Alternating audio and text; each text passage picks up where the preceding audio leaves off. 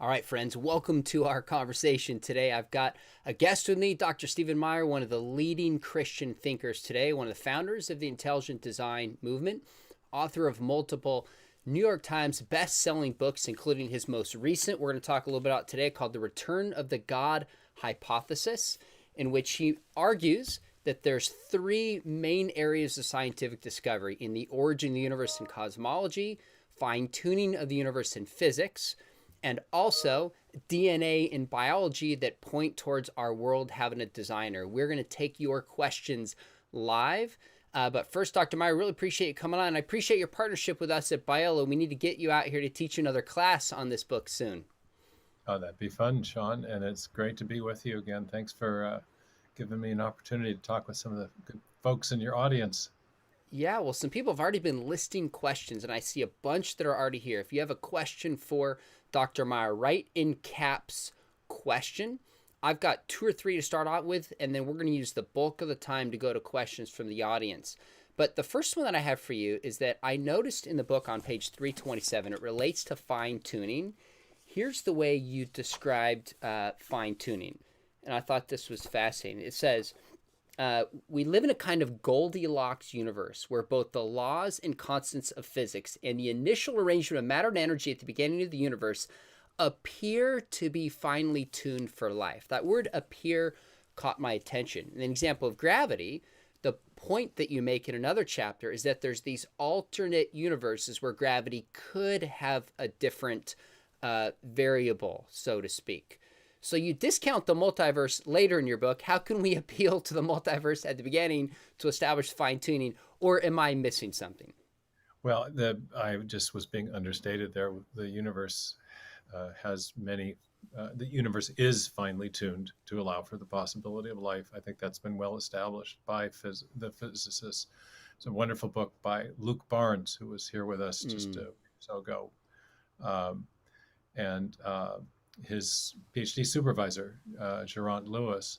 And Barnes is a theist, Lewis is a non-theist, and they do write 7 chapters on the many different fundamental parameters of physics that fall within very narrow tolerances that allow for life to exist in the universe. They have an 8th chapter where they then have a philosophical uh, discourse or debate between the two authors about Okay. how to interpret it. But they insist that, and they give a long list of all the physicists who accept that these fine tuning parameters are in fact real features of our universe. So when the Darwinians say that life appears to be designed, they mean something very significant theoretically by that. They mean that there's an undirected, unguided Gotcha. process, namely mutation and natural selection, that produces the appearance without there being an actual designing intelligence behind it. So for them, appearance is equivalent to illusion. I don't mean that. I just meant that it Okay. looks to us like things are finely tuned, and that's been confirmed by numerous observations. The multiverse comes in as an alternative explanation for the fine tuning, which is accepted as a fact by most physicists.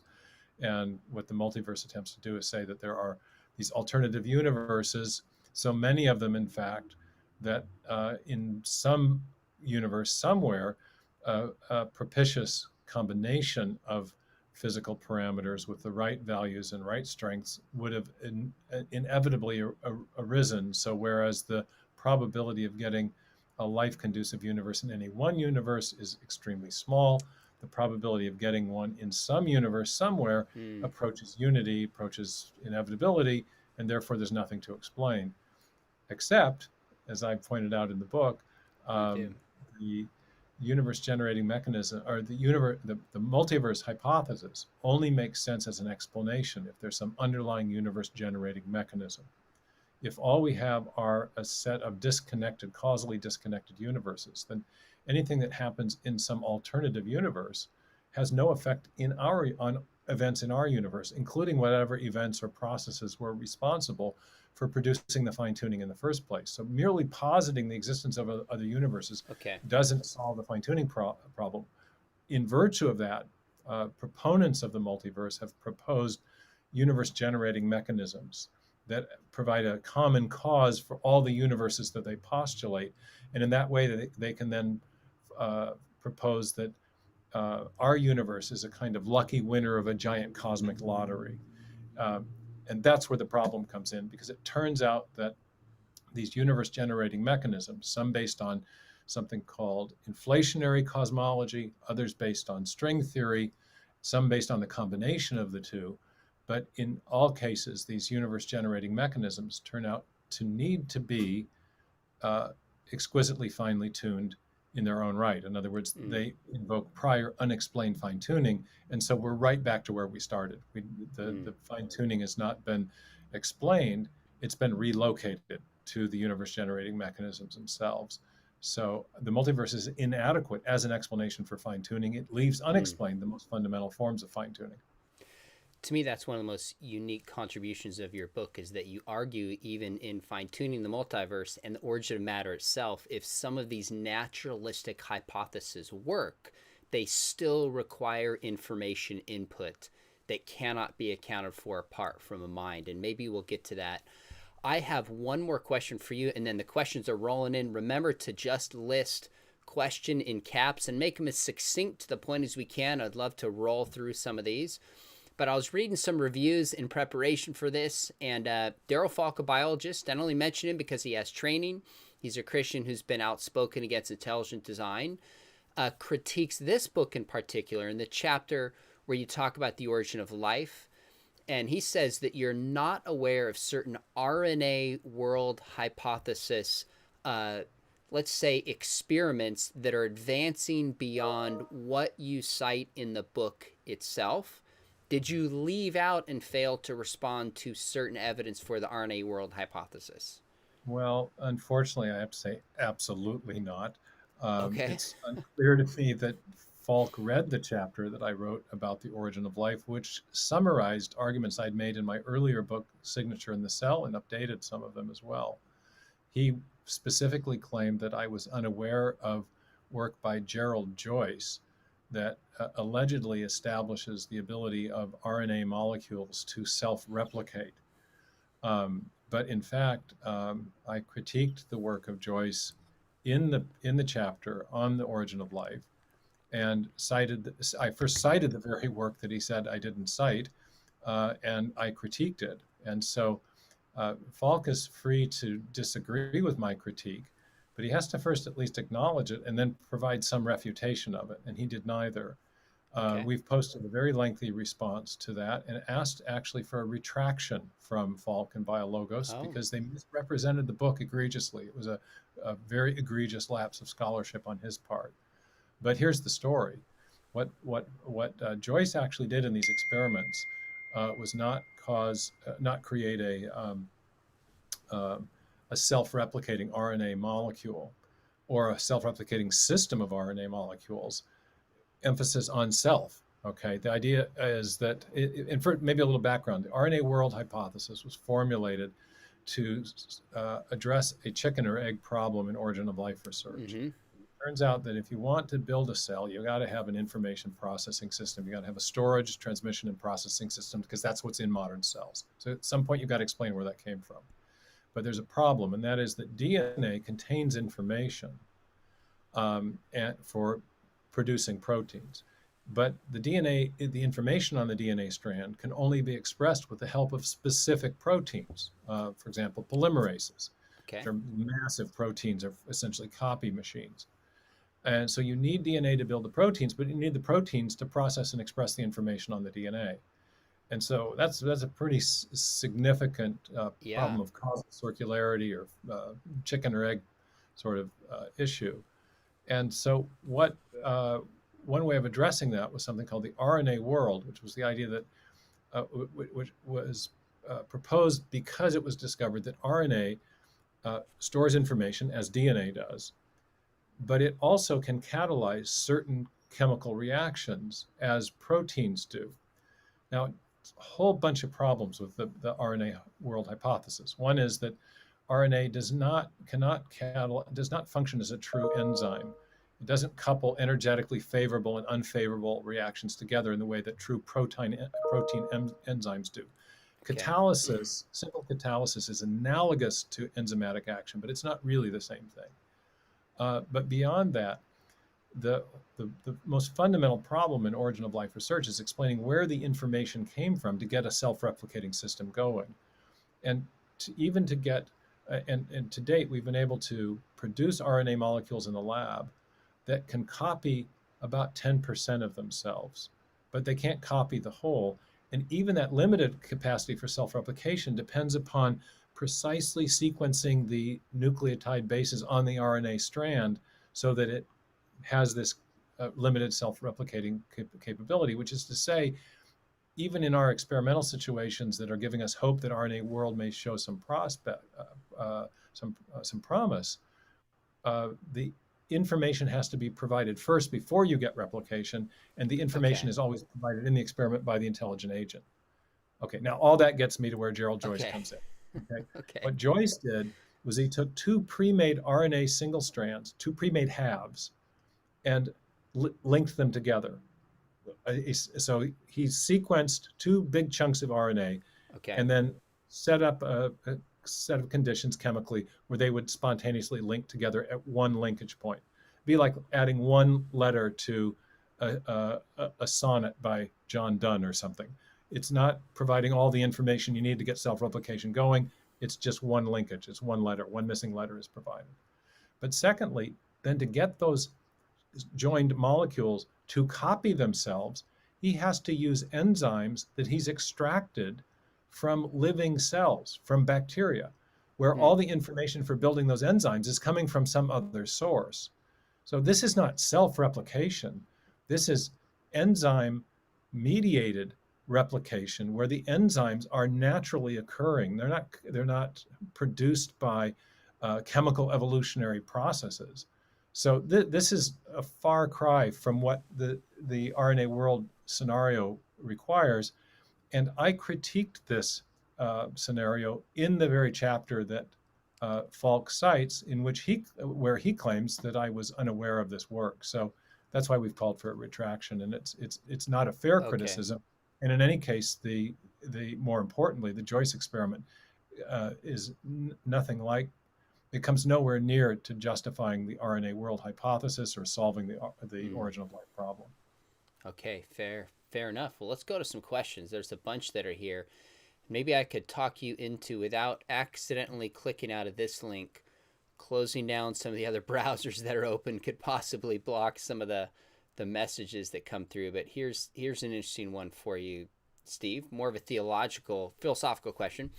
How could one prove, in quotes, that God is sustaining the universe today, as opposed to just having created it and then let it go its natural course? And it says kind of a theism versus a deism approach. How do we know God is present and active today, as opposed to designing the world and just left? That's a great question, David. I argued against deism and for theism as the best overall explanation for the key evidences we have about biological and cosmological origins, because of the evidence that we have for design arising in biological systems, Mm. evidence of design arising long after the beginning of the universe. So if we look at the origin of the information needed to produce the first living cell, um, that's something that arises long after the Big Bang. Um, and so that's evidence of a designing intelligence. I've argued that that's evidence for the Okay. activity of the designing intelligence, but that uh, act of design occurs long after the beginning, and that's something that a deistic notion of a creator could not explain. Now, David puts a little different twist on this question by asking about whether or not we could. There are arguments for God's ongoing sustaining power. Are the regularities of nature we see, for example, best explained by the as Mm. the one of my Cambridge supervisors put it in describing Newton's view, is that are the regularities of nature evidence for quote constant spirit action? Is there evidence in regularity for something beyond the material realm? Now, Newton thought there was. Mm.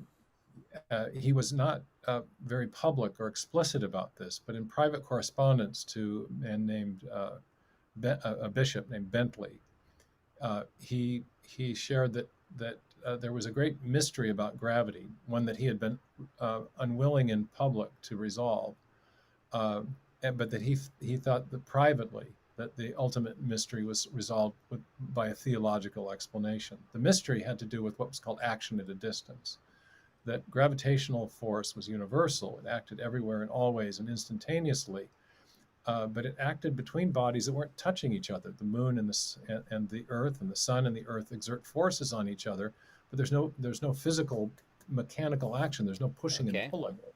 And so that action at a distance, he said it was inconceivable that it could be explained by any material matter. He did not believe that there was a transmission of force from material body to material body. So he didn't think that there was an explanation that from any matter external to the bodies involved, nor did he believe that there was an explanation internal to the bodies.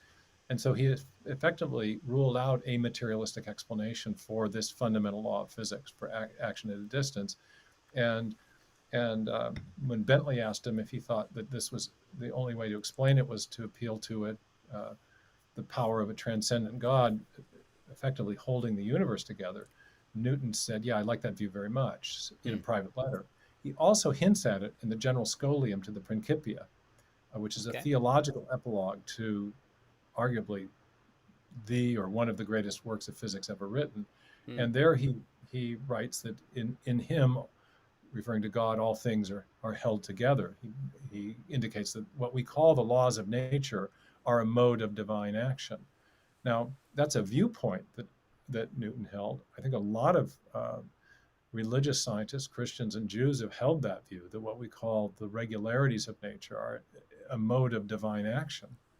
And many, I think, Christians who would read that passage in the New Testament about God sustaining the universe by the word of his power would view natural regularities as an expression of that power, what natural regularities we call the laws of nature. And in fact, the law of nature concept was a juridical metaphor of theological origin. And one of the historians of science, Edward Zilsel, who wrote on this concept, the genesis of the concept of the laws of nature, said it exactly the way I just said it. It was a juridical metaphor of theological origin. So this has been a common view. Could you prove that? Is there an argument for a theistic rather than a materialistic or deistic interpretation of the laws? I think deism would be ruled out as an explanation for natural regularities, just by virtue of the nature of deism as a concept, because deism affirms that God created the universe at the beginning, but has had no active role in either its maintenance or any subsequent events of creation since then. So I think deism could not explain those natural regularities, and therefore theism would provide a better explanation than deism for the existence of the regularities we describe with our concept of the laws of nature. So really, I think the argument would be between materialists or naturalists and theists. And I think you could probably make a very good argument that theism provides a better explanation for why we have these universal regularities.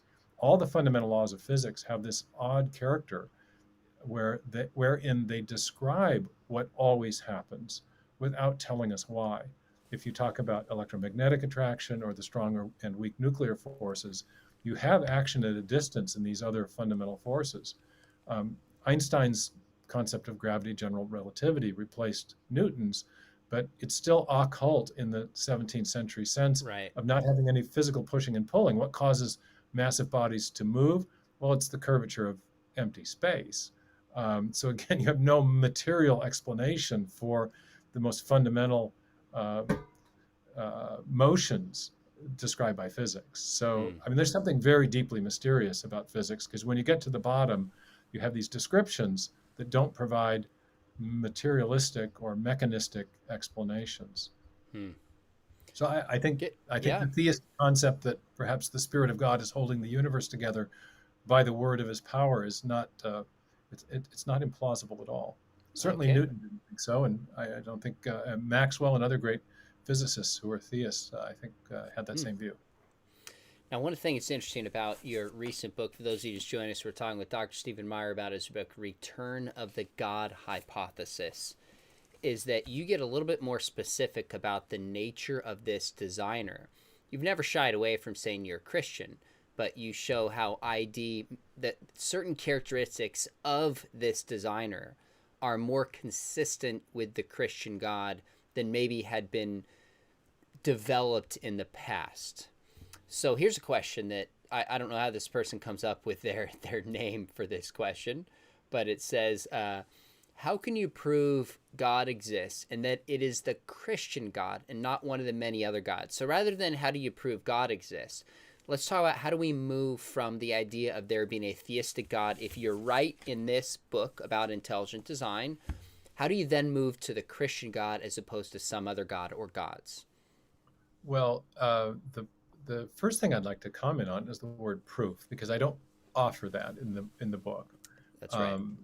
I argue that that theism provides the best explanation for the key facts we have about biological and cosmological origins.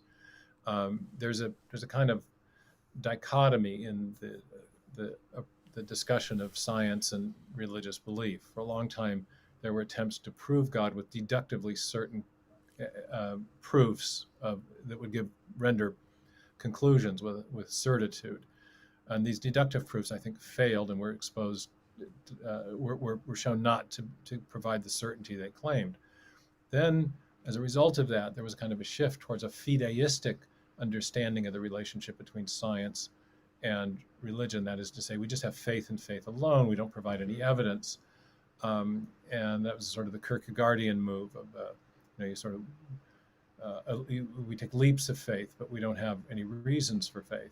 I think there's a middle ground between those two positions, and that is that we can have very good reasons for believing something, even if we can't provide absolute proof.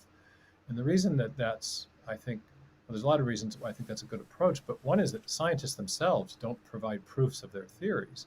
They provide evidence, and they typically use methods like inferring to the best explanation, where you're comparing competing hypotheses.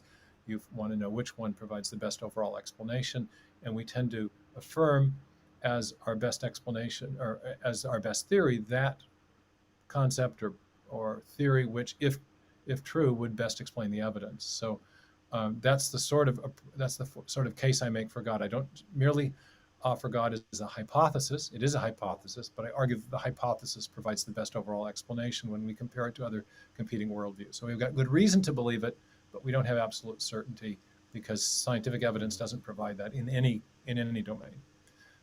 With that long caveat clarification out of the way, in the book, I argue for basic theism. I go beyond basic ID. The idea of intelligent design, which I advanced in the previous books, is that there's a mind of some kind, a mind that has self-conscious awareness, deliberative capability, in what we generally refer to as intelligence, without trying to identify the designing intelligence responsible for life or the information necessary to produce it. The first book's concerned that big question, the origin of life. In this book, I address a question a lot of people ask me. Well, what kind of a designer are we talking about? Are we talking about a space alien? Are we talking about an immanent intelligence within the cosmos, or a transcendent intelligence? And if we're talking about a transcendent intelligence, are we talking about a deistic creator or a theistic creator? And in the book, I argue that when we look at not only the evidence we have from biology, the evidence of fine-tuning in physics, and the evidence that we have that the universe itself had a beginning, we have good reason for affirming a transcendent intelligence that is also active in the creation. And when you put those two together, that's a theistic concept of God, not a deistic concept. It's not a space alien. We were talking about the fine-tuning a minute ago. No immanent intelligence within the cosmos could explain the origin of the fine-tuning, because that fine-tuning's been present from the very beginning of the universe, or very soon after, and no being within the cosmos could be responsible for the very fabric of the universe and the design of the universe that makes its existence and later evolution possible. So the space alien designer fails to explain the cosmological and fine-tuning evidence. So when it's a little bit of a game of philosophical survivor. You look at the key things that have to explain, and then you basically can kick various worldviews off the island as they lack explanatory power for one reason or another, and what you're left with is basic theism. Now that would include Christian theism, Jewish theism, Islamic theism, and non-religious forms of theism. Mm. And so I don't attempt to adjudicate those questions in the book, but I do think there are ways of adjudicating them. Some have to do with, I think, a very important way of doing that would be to examine the scriptural resources of the different theistic Okay. traditions. And I think the Judeo-Christian tradition, with its very specific claims, historical claims about what God did in time and space and history, actually opens itself to that sort of Mm. um, scrutiny. It provides very specific historical details about times and places and persons, and allows you to evaluate its historical reliability. And that's one way of getting Mm. into the question. And so I've done a little apologetic series. I only got through two-thirds of it in filmed version. It was called True You with It's the great. Cold War media people, and I have a second. I have a set of lectures on the historical reliability of the Bible. It's one of many reasons that I'm a convinced Christian. But the argument I make in the book is something that I think is. I've been finding. I've been having a great time talking to um, people of the Baha'i tradition. I did an interview Wow. with a great Muslim guy in Dubai who also is friendly to Christianity, but he's also identifies as a Muslim. I think there's a Okay. lot of the argument in the book is bringing a lot of theists together Mm.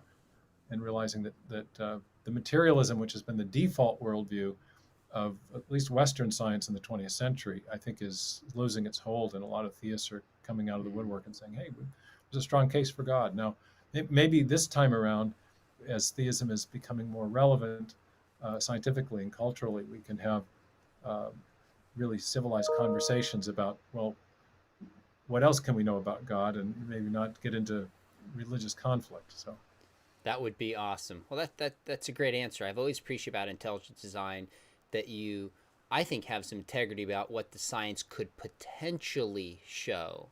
And then when it comes to has this God revealed himself, we've got to look at history, we've got to look at the text, look at philosophy, experience, etc. So I think that's a great answer. Here's one. I know you've thought about this, Steve, more of just kind of a tactical John, can I just question. piggyback on that Oh last yeah. comment real quickly? Yep.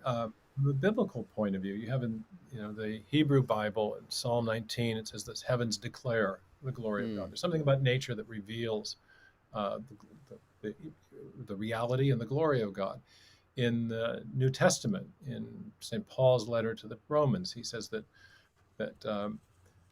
from the things that are made, we can know something of the attributes of God, his eternal power and divine nature, Mm. translated earlier, in earlier translations, translated wisdom. So we get the idea of intelligence and power.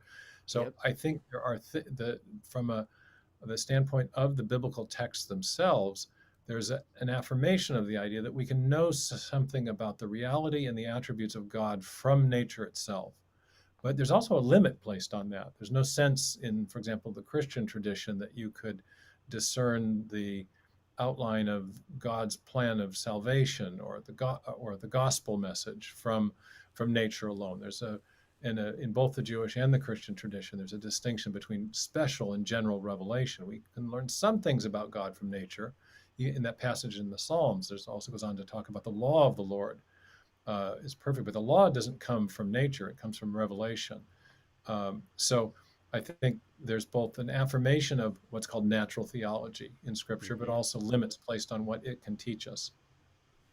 I think that's great. It makes a ton of sense. Good answer. I've got one. Let me see if I've got this right here. This is one I've thought about, and curious how you will respond to this one.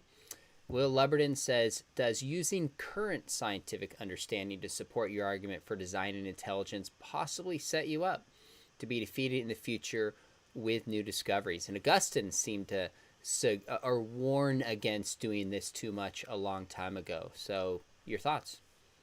Well, it depends on how you frame the argument.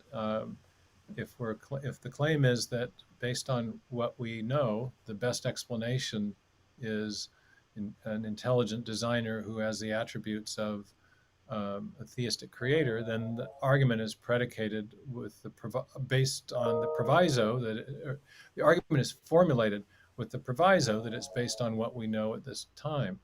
Um, that makes it sound like the argument is incorrigibly tentative, and I don't think that's the case either, because there is a trend line to what we have come to know in science. There are many questions that are not settled.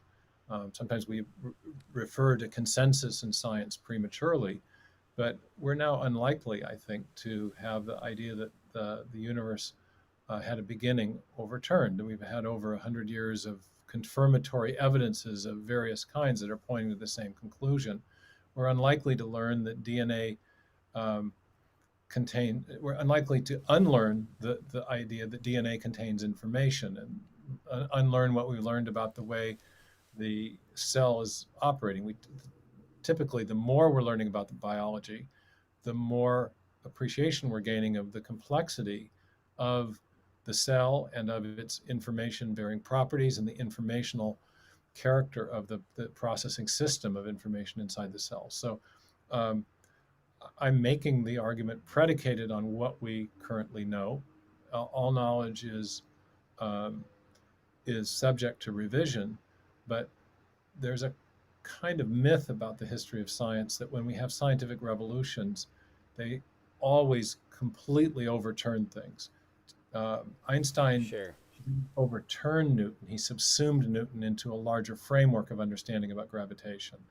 Um, Watson and Crick built on discoveries that had been made in biochemistry in the previous generations. Um, Crick formulated something called the sequence hypothesis, which is crucial to my argument. We now know that the sequence hypothesis was a good first order approximation of how information is being processed in the cell, but it didn't capture the whole of it. But in learning more about how information is being processed in the cell with a hierarchical information processing system that Crick could not even imagine in 1957, we've also affirmed the basic correctness of the hypothesis and the idea that DNA does contain information that's being expressed to build proteins, even though there's lots of other things going on that Crick couldn't have anticipated. Sure. So it's possible that some of the factual things that are predicates in my argument will be overturned. It's more likely that they may be modified or elaborated on, but I haven't based things on very recent discoveries that have not been well corroborated, but rather I think I've based the argument on things that are well accepted in mainstream Mm. science and are unlikely to be reversed. Very, very fair. Here's a question that relates to theistic evolution, which is a great question. Again, really curious how you'll respond to this one. Cade Sharp says, a few years back, Dr. Meyer was on a panel talking about mere theistic evolution. Is there anything wrong with that kind of theistic evolution since they embrace a historical atom soul, etc.? And let me qualify this. I think at the heart of the question, they could be saying, is there anything wrong scientifically? But it sounds like they're asking, is there anything wrong biblically or theologically? Since there's been efforts by our mutual friends, William Lane Craig and Josh Swamidass, to show that a historical atom is not necessarily ruled out on an evolutionary model. So what other biblical or theological concerns might you have, and or scientific concerns? Um, we did a book just a couple of years ago. Yeah, it's fine. Theistic evolution. Theistic evolution, a scientific, philosophical, and theological critique. I think the first thing that needs to be clarified about theistic evolution is what's meant by evolution. Because the term evolution can mean many things. It can mean change over time. Okay. It can mean common ancestry. It can mean universal common ancestry, and it can mean an unguided, undirected mechanism, namely natural selection and random mutation, or other similar materialistic mechanisms are the cause of new forms of life arising. So in the book, we identify these different meanings of evolution. We show that there are scientific problems with some, but not all of those meanings of evolution. There are philosophical incoherencies with some, but not all of those meanings of evolution. And there are theological problems with some, but not all of those meanings. To speak most directly, the big issue for me about theistic evolution is the whole question of is the process of evolution that's being invoked directed or undirected? Our friends in the TE community have been famously ambiguous about this. They've been unwilling really to specify whether they think God is guiding the process or not, and whether or not you can tell. Usually they'll say we can't tell. But in the end, what they end up endorsing is the very same evolutionary theory that is advocated by scientific materialists. In other words, they simply are endorsing whatever the mainstream version of evolutionary biology happens to be at a given time. There's a lot of criticism now in mainstream evolutionary biology of neo-Darwinism. So now we have evolutionary biologists talking about an extended synthesis. The mutation selection mechanism and some other mechanisms, sometimes unspecified, that allegedly have the creative power to generate the new forms of life we see in the history of life. Right now, there is no adequate mechanistic or materialistic explanation for the origin of major innovation in the history of life. The mutation selection mechanism and some other evolutionary mechanisms do a nice job of explaining minor modifications, how finch beaks get a little bigger, a little smaller, but they do a very poor job of explaining where birds and mammals and animals came from in the first place. So macroevolution or major innovation in the history of life is not well explained by any leading theory of evolutionary biology right now. So one problem with the theistic evolutionary approach is the idea that we are under some sort of intellectual obligation to baptize the evolutionary ideas and to reread scripture in light of them. And there's a lot of what I call evolutionary hermeneutic being applied to the Genesis text, for example, which I think is completely unnecessary. If the theory doesn't stand on its own scientific merit, why are we using it as something we must presuppose in interpreting or reinterpreting scripture? I think a lot of the ideas about historical Adam are, it was thought for a long time that the genetics didn't support the idea or was inconsistent with of the idea of the human race coming from a common breeding pair, a single male and female. The genetics that's coming out now is telling a very different story. It doesn't look like that at all. It looks like entirely possible that there could have been an historical Adam. Now, if you have a special creation of Adam and Eve, or the first human breeding pair at any point in the history of the human race, that's no longer an evolutionary model in the sense of affirming universal common descent. Now, Schwamidas has a kind of hybrid model where he's trying to get the first humans to come out of a prior population. And I think a lot of those speculations are really unnecessary because there's no real scientific ground for believing in these prior populations. I think a really striking thing about human origins is the archaeological record of how relatively recently we see evidence of higher cognition, what's sometimes called the Big Bang of human cultural evolution, a few tens of thousands of years ago, not millions of years ago. So I think we've given far too much deference to paleoanthropology, and we've been way too quick to say we need to reread the Bible in light of these established theories, when generally the theory of biological evolution, neo-Darwinism or the extended synthesis or self-organization or whatever, is not on strong footing. And secondly, we have very sketchy evidence about human origins. There's a huge gap between Homo, the genus Homo, and Australo. And then there's an enormous discontinuity with the emergence of evidence of higher cognition. So I think our understanding of our origins is not complete in an evolutionary framework, and it's way premature to be trying to synthesize that or modifying the biblical account to accommodate allegedly certain evolutionary ideas. Okay. Here's a question from a 13-year-old who last I Excellent. talked to him what books he was reading was Alvin Plantinga. So wonderful family, super sharp young man, and he asked a great question. He says, Nahoa Life says, what exactly is the point or singularity from which the universe came? And how exactly does it constitute a beginning of the universe? Couldn't that point or singularity have existed forever, and hence maybe we don't need a creator then? It's a great question. The singularity, according to theoretical physicists, is a place where the laws of physics break down and where the curvature of space goes to a limiting infinite. Um, Here's the story. The Big Bang theory, which was formulated in the 1920s and 30s, was based on the evidence of the expansion of the universe, the evidence of the recession of galaxies away from us.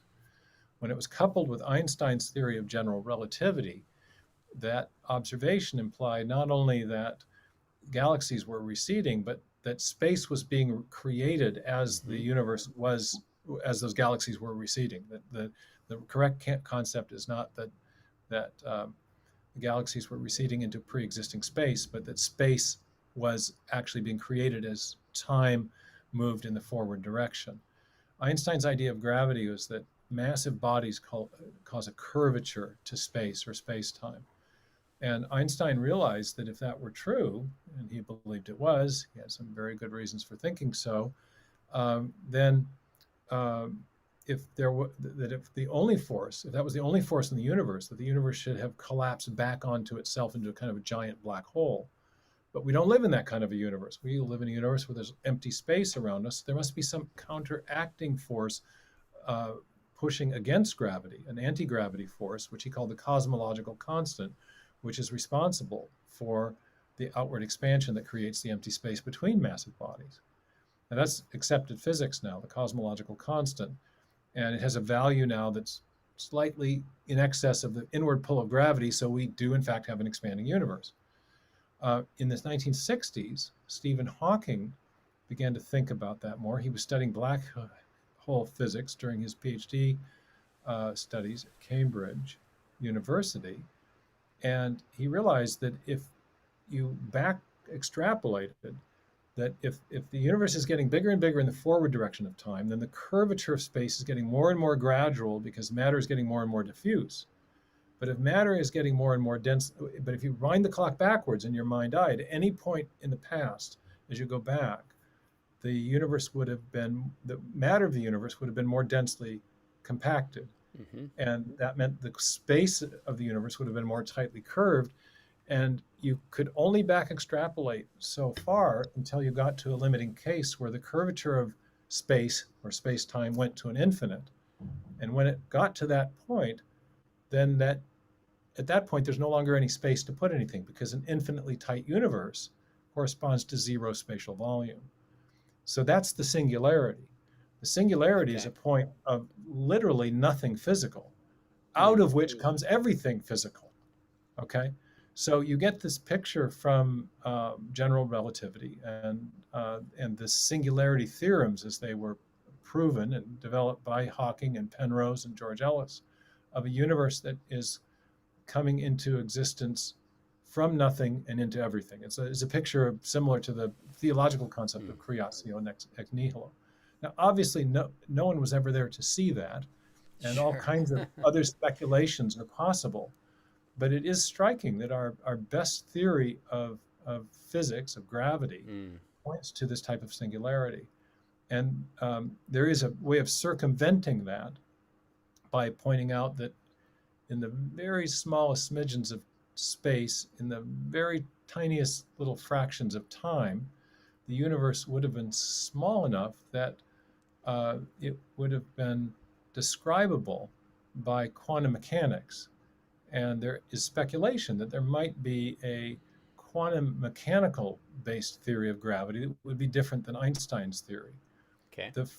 The initial attempts to formulate such a theory have, I show in the book for reasons that are a little hard to explain quickly, but I show that those formulations are called quantum cosmology, or quantum cosmological theories of the origin of the universe.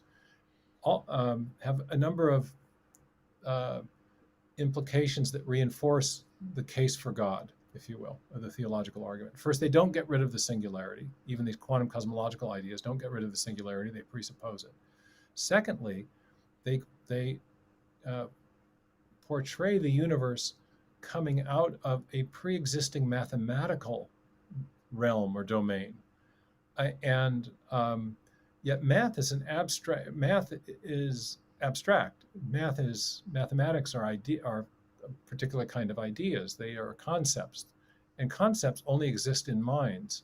So one of the people who formulated this quantum cosmological approach, Alexander Vilenkin, actually raised this question. If we're saying that the universe has emerged out of a mind or out of math, so even the attempts to circumvent the problem of the singularity for materialism with quantum cosmological ideas haven't resulted in materialistic explanations for the origin of the universe. They've resulted in mathematical explanations. And moreover, the math that's used to explain the origin of the universe has to be itself finely tuned. And I go into this in a lot of detail. So yeah, you do. a couple of indications of mind. First of all, math is inherently conceptual, which is something concepts can only exist in minds. They don't have any causal power apart from minds using mathematical ideas to shape matter. But secondly, even the math that's involved, a big hairy equation called the Wheeler-DeWitt equation, which is the sort of the best attempt at formulating a quantum theory of gravity, that big equation can't be solved unless it's finely tuned to give an outcome that we want. And that fine tuning also points to a prior mind or intelligent design. So I think there's the attempt to get around the theistic implications of the singularity have themselves underscored other implications that are friendly to theism. I think the God argument's on strong footing there. Well, that's an impressive response, but more impressive is that I lost you, came back in 5 seconds, and I don't think you missed a beat. So good job, more Steve. impressive is that a young 13-year-old scholar asked that deep question. So it's a great question. Well, let's keep going in the time that we have. Laura says, how could we explain the things in the cosmos that escape fine-tuning explanations? I saw Hitchens somewhat poorly defend his atheistic view, mentioning that fine-tuning doesn't cover certain areas of the natural world. Well, I'm not quite sure what Hitchens was talking about. I do know that Hitchens thought that the fine-tuning argument was the strongest argument for theism, and it gave him pause, or maybe even that's right, cold shivers. I'm not sure. I actually don't think the fine-tuning argument is the strongest argument for design, because I think the design in life, in living systems, is even more impressive than the design in physics, as impressive as that design is. I think what we see is layers of design that are necessary. And I think that may be the best way to address Laura's question. The fine-tuning in physics that we see is exquisite. It's highly improbable. There's no underlying physical or logical reason for it. It's a completely contingent feature of the universe that, for as best we can tell, could have been otherwise. But it's still only necessary and not sufficient to produce, for example, a living cell, or an information-rich DNA molecule that's necessary to produce a living cell. Fine-tuning is necessary but not sufficient.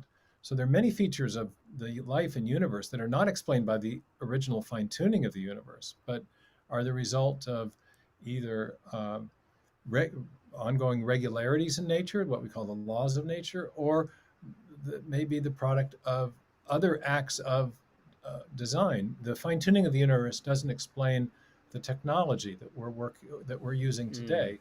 To explain that, we need to refer to the acts of software developers and hardware engineers, and the decision that Sean and I made to talk to each other. So many events in the universe are not explained by either the laws of physics or the fine-tuning of those laws and constants of physics, but rather by human actions or other contingent events that have arisen. So I'm not sure if that helps at all, but fine-tuning is again, it's necessary, but not sufficient to produce life. And that's why I see evidence of design in biology that occurs long after the beginning. And that's one of the reasons that I think deism as a worldview system of thought is not as adequate an explanation as theism, where a theistic explanation allows us to posit the activity of a designing agent, namely God, after the beginning of the universe. One quick thing I would throw in there. Oh, for our viewers, somehow we got a little feedback. Oh, there we go. For our viewers, that we don't have to show everything is fine-tuned. If there's just one feature that's actually fine-tuned in the natural world, that points towards a fine-tuner. It's naturalism that has to explain all apparent fine-tuning away in a naturalistic fashion. So even if Hitchens' point stands, it doesn't undo the larger case for fine tuning. Well, maybe what she's referring to is Hitchens saying, hey, some fine tuning parameters have been shown to be the result of a deeper law of physics. Okay. And there have been some unifications in physics. For example, Steven Weinberg showed that the weak uh, nuclear force and the electromagnetic force were both a consequence of a deeper underlying physical Mm. theory or regularity. Um, but um, one, this is a longer answer to maybe a slightly different question, but even if we were able to reduce all the fundamental laws of physics to one single law, Mm-hmm. it would be impossible to explain the particularity and the specificity of our universe by reference to such a law. All laws of physics have um, assign proportionality relations between variables, fundamental physical entities like force and acceleration, or force, matter, and acceleration in Newton's most fundamental law. Or in gravitation, you've got gravitational masses, but you also have a distance, the radius, or distance between the masses. So you have to know those entities to determine gravitational force. But there's always an additional factor, oftentimes a constant of proportionality, that effectively allows us to gain a handle on all the other factors that are in play that are a consequence of the specificity of the arrangement of matter and energy in the universe. And those constants of proportionality are the things that are finely tuned. And in no law of nature, fundamental law, in all fundamental laws, we have these other factors that capture all the other facts about the specificity of the universe. And some physicists sometimes talk about the role of initial conditions and boundary constraints as another way of capturing some of that specificity. So the laws of nature are very general, give us very general information about the proportionality between different fundamental physical entities or variables. But we always need this additional information about the specific configuration of matter and energy and the arrangement of space within the universe to make the laws applicable in either describing or explaining phenomenon. And so we're not going to get rid of fine tuning. Just if we, even if we discover one more Gotcha. fundamental law, we'll still need fine tuning Yep. to describe a universe in which there is a specificity of arrangement that's very interesting Mm. and important to explain or describe. That's great. Here's a question from a non-Christian. Anxious to hear your response on this. Kevin O'Connor says, I haven't read the Return of the God hypothesis, but I ask, do you suggest any repeatable tests that might demonstrate that a God is likely to exist? Kevin, thanks for watching my channel, or maybe just tracks Dr. Meyer around and join us today, but we're honored that Yeah, you're here. great question. The question presupposes a conception of science that is accurate for some types of science, but not for all. Typically, people want to say, well, a common argument you hear is that that science involves repeatable experiments. Some science does. Experimental science certainly does. But other types of science are concerned with the reconstruction of past events. Mm. And many of those events that we reconstruct using historical scientific methods are one-time events. The Big Bang, for example, was a one-time event. The Cambrian explosion was a one-time event. It included a number of different events, but there are events in the history of life and the universe that occurred once. The first people to use writing in the history of human beings did that once. There were other people that used writing again, but in other words, events that we can reconstruct from evidence that's left behind using a forensic or historical method of reasoning are not events that you could go into the laboratory and repeat under controlled laboratory conditions. So the case I make for intelligent design in the first instance, and for God as the most likely designing agent responsible for singular events in the history of the cosmos, in the history of physics, and the history of life, are not events that are replicable. And that's not a liability of my explanation. It's inherent in the notion of it's inherent in the nature of the investigation that we're engaged in. Evolutionary biologists have the very same problem. They're trying to reconstruct the Hmm. past based on the clues that are left behind. Um, they may invoke causal processes that produce similar types of things in similar circumstances, but proponents of intelligent design do that as well. If we invoke the activity of a mind, we do that because we've seen minds producing certain types of effects in other circumstances. For example, we know that only minds produce digital information. So when we find information in a living cell, we can infer that a mind played a role, even if we weren't there to see it happen. And replicability is an important standard in Hmm. certain types of science, but not in all types of science, and certainly not in historical or forensic science, which is essentially the kind of inquiry I engage in. I'm trying to Hmm. provide the Hmm. best explanation for events that happened in the remote past. There are very good um, methodological protocols that govern historical reasoning, but one of them is not repeatability. That's not as relevant as it is when you're at the bench, as it were. Hmm. If you're interested, Kevin, in checking out a book that lays out a scientific case for design, you will not find a better book than The Return of the God Hypothesis. As a non-Christian, I'd really encourage you to pick it up. Dr. Meyer, one more question for you, Sure. and then we'll wrap up. Is Rick says, why would materialists deny an intelligent cause when confronted to the staggering complexities and the specified information in the living cell? Don't they want God, or don't they see God? And as you jump in and answer this, one thing I appreciate about you, Dr. Myers, I realize we're getting beyond the scientific evidence and it can be a question of motivation, but you include a lot of specific examples in your book of people like philosophers Thomas Nagel who have given you their answer to this question. So weigh in here on this for us. Well, yeah, I typically don't like to motive monger. Lots of people motive monger at me or us, our That's colleagues. right. You say that because you're a blank, blank, blank, whatever. So really, motives, logically speaking, are not relevant to assessing the strength of an argument. A person can That's have a great. good motive or a bad motive or no motive at all for advancing a specific theory. The question is the theory supported by the evidence Mm. or not?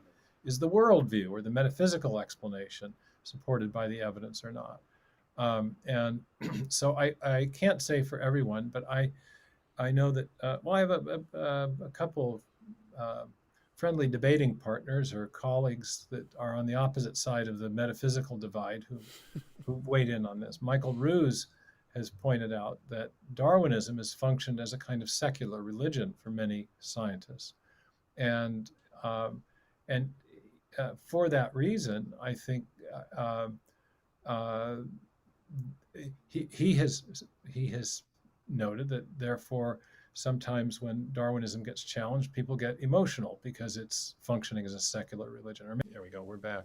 Yep. Thomas Nagel's very explicitly said that he does not want the universe to be the kind of place in which there's a person such as God. And so he's very dissatisfied with materialistic evolutionary explanations of things and has formulated an alternative view he calls naturalistic teleology that tries to account for the purposive behavior of living organisms without invoking an intelligent designer or God, but without resorting to the reductionism of Darwinian science, which denies the reality of, or is unable to explain the reality of minds in the universe, which he thinks is a great defect to Mm. that way of thinking. Hoyle was very explicit in his initial rejection of the Big Bang Theory because he thought that it supported something like theism or the Christian Mm. doctrine of creation. He found that repugnant. He was a materialist at that point in his career. He later embraced a kind of proto-theism upon discovering many of the fine-tuning parameters of life. There are certainly people who have a materialistic motive for not, they have a philosophical commitment that has disinclined them to want to see evidence of design or God in the universe. I would say that's true of some people because they've said it of themselves. About people who have not revealed their motives, I Mm.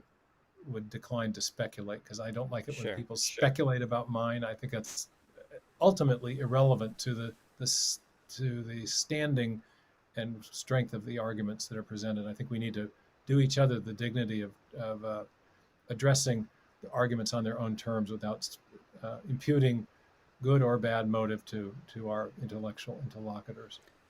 I appreciate that, Charity, a lot. I think one of the things your book brings out, especially in the last chapter, is just how much is at stake with how we answer these philosophical questions.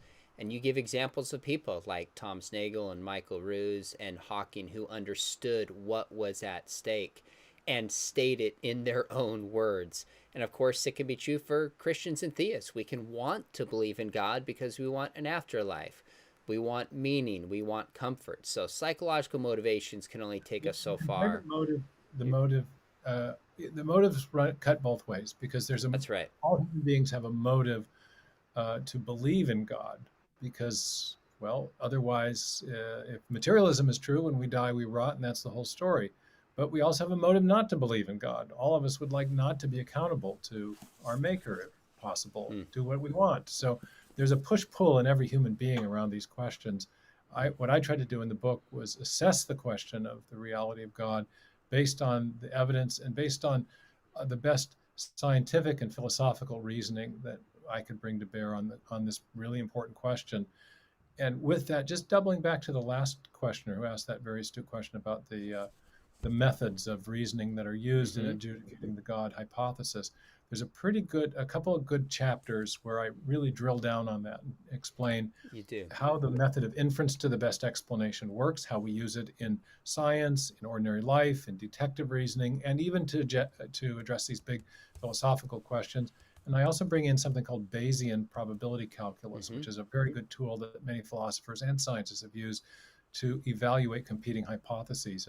If the previous questioner is concerned about the rigor of the case, that I direct him to those chapters, and he can see kind of how this reasoning is useful in assessing competing metaphysical hypotheses or philosophical hypotheses about reality. Mm-hmm. Well, Dr. Meyer, I got a million more questions for you, but want to respect your time, so you will come back in due time. I hope our audience will pick up your book, The Return of the God Hypothesis. If they're closer to getting it but not quite sure, if you look below in the notes, it was about a year ago, you gave me one of the first interviews about this book, and we walked through the key arguments, the key issues, key responses. So if somebody wants kind of a 30,000-foot view, what's the argument of this book? How is he doing it? Take a look at that. And then pick up a copy, Christian, skeptic, anywhere in between, Return of the God Hypothesis. I think it's an excellent, excellent book. Those of you tracking here, make sure you hit subscribe. We got a ton of conversations. We're making some awesome changes in 2022 on this channel. But here's 2 interviews coming up that'll fascinate you. Number 1, have an abortion survivor coming on to share her story. And when I heard it, I can just tell you it's going to give you pause and help you think about this issue very clearly from somebody who survived abortion. Second, Coleman Hughes is not a Christian. He's an atheist, and he's a young intellectual leader, one of my favorites. He's going to come on, and we're going to talk about all the things you're not supposed to talk about. We're going to talk about race. He's weighed into that. And we're going to talk about religion. So you notice I have conversations on the channel with people who see the world differently. You'll not want to miss that one coming up with Coleman Hughes, one of my favorite young thinkers. Make sure, again, you hit subscribe. And if you thought about joining us for a master's in apologetics, we have a master's in science and religion.